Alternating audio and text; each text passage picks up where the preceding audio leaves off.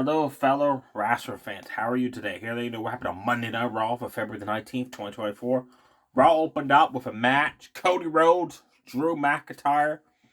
What a way to start off the show. Back and forth as soon as the bell rang. Cody started tagging a knee of Drew McIntyre, working on it. Hit two back-to-back Cody cutters. One was off the top rope. That was amazing. McIntyre had enough. Trapped Cody in the ring post. Chopped away at him. Overhead tossed him out of the corner.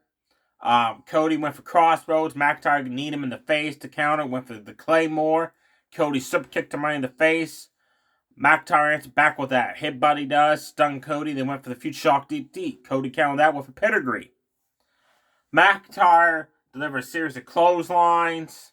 Cody Rhodes fought back. Did his dad's Dusty Rhodes elbow punch combo there his dad used to do. Then he went for crossroads. Again, McIntyre again countered it. Suddenly, Jimmy Uso ran out. Distracted referee and Solo Sikoa, shades of what happened last year at WrestleMania, where Cody had Roman trapped in the crossroads. Samoa spiked it from behind. He did that. McIntyre seen what happened, but took the win with a Claymore kick. Then afterwards, backstage, he was like, hey, shit happens, basically. Seth Rollins checked on Cody backstage at the trainer's room all night and kept saying, we got to do something to get back with the bloodline. And Cody says, we got to worry about Jay because he's going after the Intercontinental Championship tonight. And Seth Rollins like, yeah, but Jay said he's got it. So they said, we'll see what happens. Next up, 8-man tag, Judgment Day, minus Rhea Ripley. There was a reason why she wasn't at ringside. They took on a team of R-Truth, The Miz, Johnny Gargano, Tommaso Ciampa. Great 8-man tag.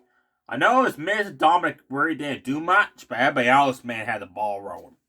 R-Truth had Jay Madugo's number, running shoulder tackles, running clotheslines, 5-knuckle shuffle. Damian Priest caused a distraction, which allowed JD Madugo to hit button R-Truth. R-Truth fouled to the outside. Damian Priest sent him face first into the ring post very hard, and then they worked on R-Truth. Truth got away, tagged in Tommaso Ciampa. This was funny as hell. Ciampa just seen Miz get knocked off the ring apron by Dominic, right? He got tagged in. He's like, oh, shit, my bad. He got in. He just cleaned house. DDT Finn Balor right on his head. Running clothesline on Dominic. A running clothesline JD Maduga. Double running clothesline. Corkscrew spinning plancha on the outside onto Damian Priest. Pulled Dominic outside and just smoked him with a knee to the face. Ciampa was on fire. Him and Gargano delivered a double team clothesline neck breaker on Finn Balor. Finn Balor ended the offense of Ciampa with a sling blade. Then tagged in Damian Priest. Damian Priest got in.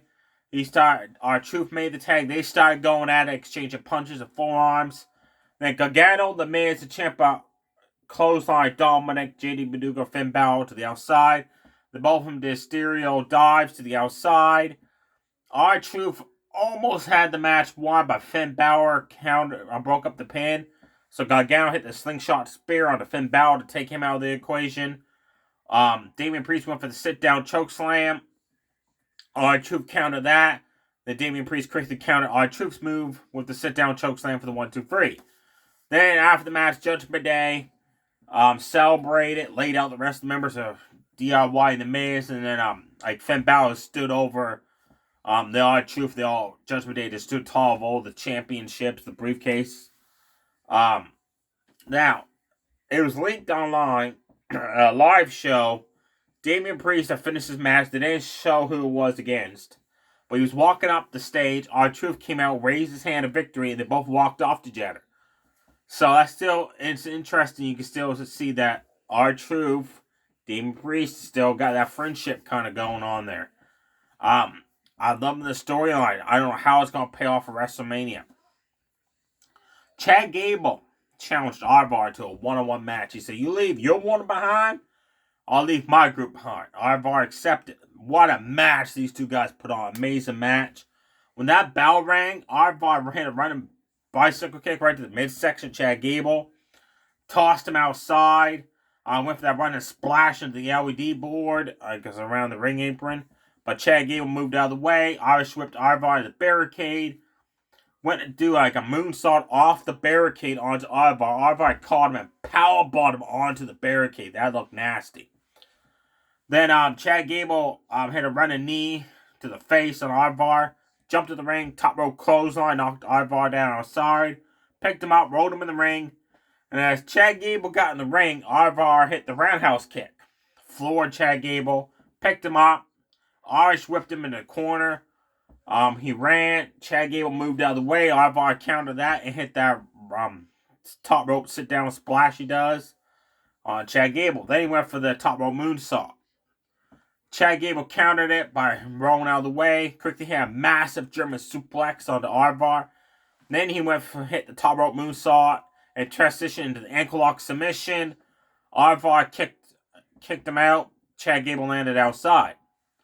Ivar pulled him back in the ring. Power slammed him down. Picked him up. Chad Gable, kind of like a sunset flip into the ankle lock submission. Ivar tapped out. Chad Gable's your winner. Alpha Academy came out. They celebrated. That was an awesome match. Definitely check it out. Next up was the final spot in the Women's Chamber. Battle Royal. Like almost every one of them was in there from Raw, SmackDown, and the Battle Royal that weren't already in the chamber. Our surprise return. Raquel Gonzalez returned. She's been out with some kind of illness. She came back. And as soon as she came back, I'm like, there's your winner.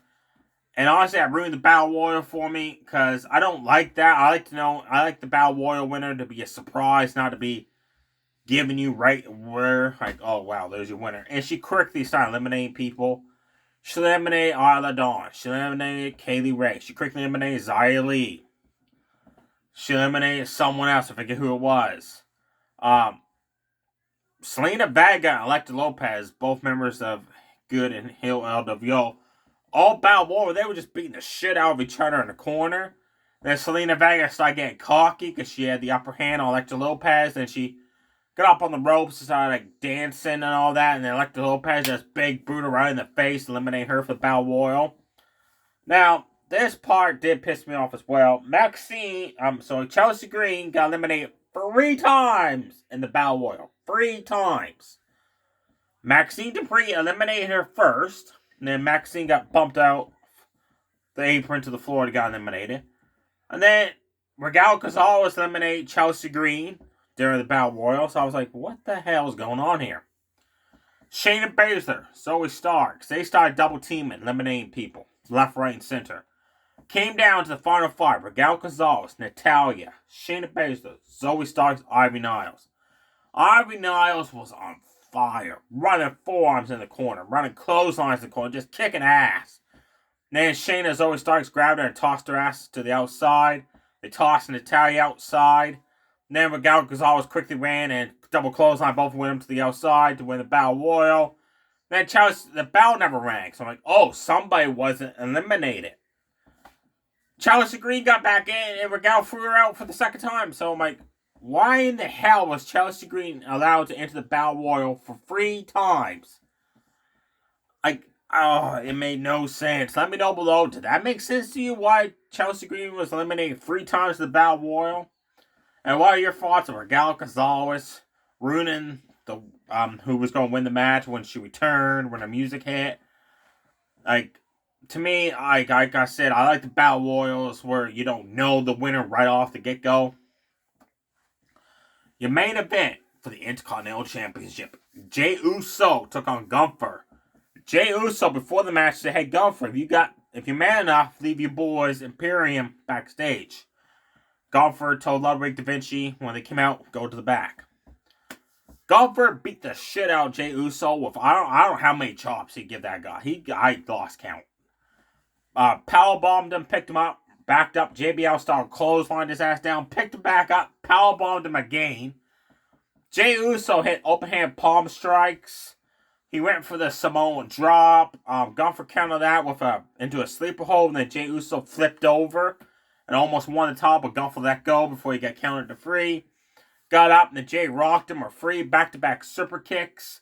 Uso splashed. Gunther kicked out. Gunther applied the Boston Crab submission. Jey Uso got a hold of the rope break.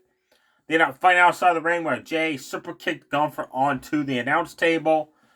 Then he rolled him back of the ring, went for another Uso splash, but Gunther countered it and threw his ass halfway across the ring. Jay Uso hit 5 spears in a sequence. Had the match won. Suddenly the ring bell started ringing. It was Jimmy Uso, who was at the timekeeper's area. Jay got up, didn't like that. Jimmy ran to attack Jay. Jay super kicked him off the ring apron. Turn around, Gunther applied a sleeper hold submission. Jay did the same thing he did before. He flipped over. But Gunther was able to transition that. Powerbomb, 1, 2, 3, still your Intercontinental Champion, Gunther. No, I'm sorry, I apologize. I got excited there. How Gunther won the match was Jay Uso super kicked him down, went for the Uso splash. Gunther got his knees up and pinned him. After the match, Jimmy attacked Jay, super kicked him, Uso splash. And Jimmy said, The Rock told me to cost you the Intercontinental Championship. He said, Bloodline's got to do what the Bloodline's supposed to do. Then he left. Is Jay going to regret not accepting the help of Seth Rollins and Cody Rhodes to be at ringside to stop Jimmy and Solo from getting involved? Where was Solo? Maybe Seth and Cody decided to take care of him backstage off camera, and then Jimmy snuck in for the audience there. The New Day has issued a challenge to Ludwig and Da Vinci for a street fight next week. That match has been accepted. That's going to be one hell of a match. Sami Zayn versus Nakamura is booked for next week as well. That's the only 2 matches announced for next week. Now, Nia Jax, Rhea Ripley had a sit-down interview where they're in 2 opposite locker rooms. They talked about the upcoming title match, Elimination Chamber. Rhea Ripley said, I'm not going to lose my championship in my hometown of Australia. Nia Jax basically said, I'm going to crush you and win that title. Then the 6 women in the chamber, Becky Lynch, Tiffany Stratton, Liv Morgan, Naomi, Raquel Gonzalez, Bianca Belair. They all took turns coming out explaining why they're going to be the one to win the Elimination Chamber, go on to face Rhea and Nia Jax for the World Women's Championship. This is the first time ever Becky Lynch and Tiffany Stratton is going to be entering the Elimination Chamber. Nia Jax attacked everybody. She just came out and attacked them. Leg drop to Liv Morgan. Leg drop to Naomi. Leg drop to Tiffany Stratton. She hit that running splash in the corner. Becky Lynch hit the running splash to Bianca Belair in the corner. She picked up Liv Morgan and Samoa dropped her into a barricade. She fall away slammed Tiffany Stratton out. She just cleaned house, Nia Jax did. She left all the women in the Elimination Chamber laid out in the ring. And she stood tall to signify, hey, I'm going to the chamber, and I'm going to beat Rhea's ass, and whoever wins this chamber, you be facing me at WrestleMania. That was cool. I like that. Also, Sami Zayn delivered a promo saying that he will have a match at WrestleMania. He said it's got to be a story. It's got to be a big match. He said it's got to be a title match, stuff like that. He said, I'm going to have a match at WrestleMania. I need the match. Nakamura came up on the screen and said, Sammy, you don't deserve to have a match at WrestleMania because of your win-loss record ever since you and Kevin Owens split up, which we got to say hasn't been all that good. But Nakamura hasn't been all that good either. So Nakamura shouldn't be bragging. And then he said, I'll have a match at WrestleMania before you. So that's why this match next week on Raw is happening. There you have it, folks. Let me know below your thoughts on Monday Night Raw, what matches you did not like, what matches you did like. If you have not seen Raw yet, definitely check out all the matches on the card. I definitely must see. Also, if you didn't see it, you gotta check out how dominant Nia Jax was, which just destroyed everyone that is in the Women's Chamber match for this Saturday. And the time zone is, according to my TV where I live at, it is going to be on at 4 o'clock in the morning. That's the only time zone that the WWE Network, where I live at, is on at 4 o'clock in the morning to 6:30. Damn, that's going to be a long night to watch some Elimination Chamber, but I'm going to be doing it. Gonna get ready to watch some NXT tonight. 2 top matches there. The Valkyrie versus Chelsea Blackheart. This is the match where Chelsea injures her knee at some point in the match. Lexis King, Brian Pillman Jr.'s son, Brian Pillman's son, takes on Uma Fima for the North America Championship. Brooks and Briggs are going to be fighting, and Roxanne Perez versus newcomer Sinclair. Can't wait for NXT to see how good it is. And also, Dragunov, Camille Hayes are going to be talking face-to-face about why Camille Hayes took out Trick Williams and betrayed him. That should be good as well.